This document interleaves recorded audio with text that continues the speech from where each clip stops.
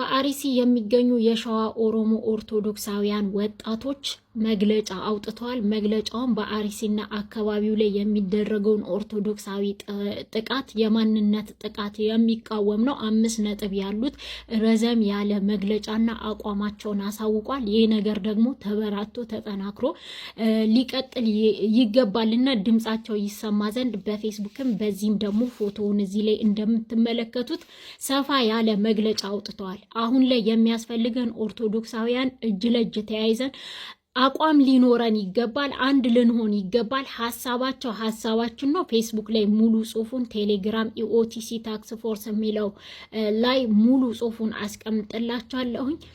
ገብታችሁ ይሄን ቪዲዮ ሼር አድርጉት፣ ጽሁፉን አንብቡት።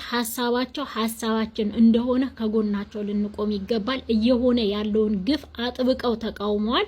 የመፍትሄ ሀሳቦችንና ቀጣይ እርምጃዎችንም የሚያሳውቅ ጽሁፍ ነው። እግዚአብሔር ያክብርልን። ድምጻችን ነው።